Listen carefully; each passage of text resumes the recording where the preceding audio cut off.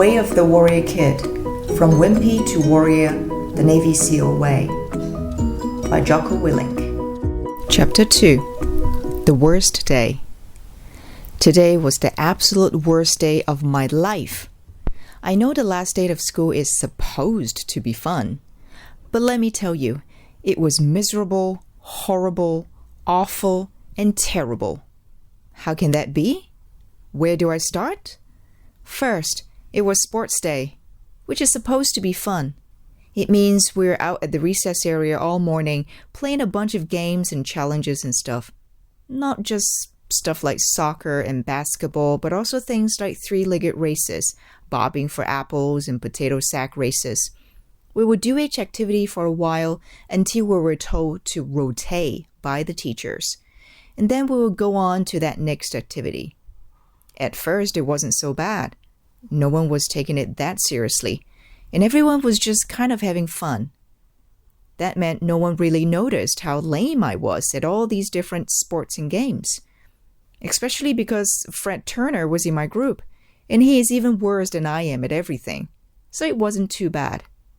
Until pull-up time. That's right.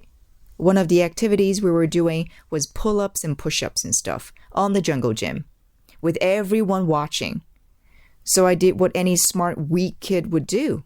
I hid. I went to the back of the line and just kind of blended in. When the other kids would jump on the pull-up bar, everyone would count for them. Mike Swearington did 18. Billy Hacker did 22. Jennifer Phillips, who does gymnastics, did 27. There I was, standing at the back watching, hiding, and waiting for this to end. Then it was King of the Jungle Gym, Kenny Williamson's turn. He went up and did 11, which is actually pretty good when you consider how huge he is. He didn't seem to care. Until someone yelled from the crowd, "He's not as strong as he looks." There was some laughter, and I saw Kenny getting madder and madder. He wasn't sure what to do until he saw me looking at him, and our eyes locked. He slowly raised his finger and pointed it straight at me. "What about him?" Kenny barked. The crowd suddenly got quiet as Kenny stood pointing at me. "He hasn't gone yet. Let's see what Marc can do." This was pure evil. Kenny knew very well that I couldn't do any pull-ups. He had seen me in gym class trying to do one for the last year and failing every time. I shrank farther back into the crowd. "Come on, Marc, get on up here," Kenny yelled. At that moment, someone shoved me from behind, forcing me out of the pack and into the open. I couldn't hide anymore. Mr. McGuire, the teacher in charge of this activity, turned and looked at me. "Have you gone yet, Marc?" he asked. "No, Mr. McGuire, but I tried to think of some kind of an excuse. I'm sick, but I just did all the other games. I got hurt, but how could I get hurt watching people do pull-ups? The dog ate my pull-ups?" "Then jump on up there, Marc," said Mr. McGuire with a stern but encouraging look.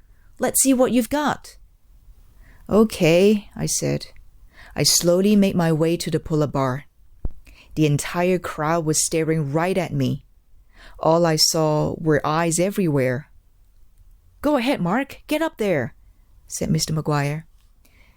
"Yeah," shouted Kenny. "Let's see what you've got." I finally got to the pull-up bar and looked up at it. I wished so hard that this one time I could do some pull-ups, or that I could just disappear. "Come on, Marc, let's go," said Mr. McGuire. "Yeah, Marc, let's go," added Kenny, mocking Mr. McGuire. The crowd became completely quiet as I reached up. I bent my legs, jumped up, and grabbed the bar. I hung there. I started to pull. Nothing happened. I pulled harder. Nothing happened. I wiggled my body around. Nothing happened. Finally, with all my might, I pulled as hard as I have ever pulled anything in my entire life. I went up about 2 inches, then stopped. I pulled more, but didn't move any higher. Slowly, gravity brought me back down. I dropped off the bar. 0! Kenny yelled at the top of his lungs. A big, fat 0!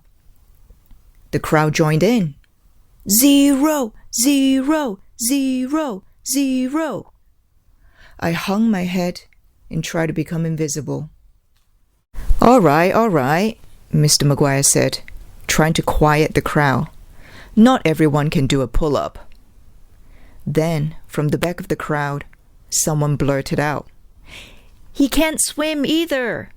Everyone laughed. Even though I know that not being able to do pull-ups and not being able to swim don't make you a bad person, I had had enough. I could feel tears building up in my eyes. I didn't want anyone to see me cry, so I ran. I ran off the recess field, through the courtyard, and behind the library where no one ever goes. I sat down, and that was it. I cried like a little baby. That was my last day of school.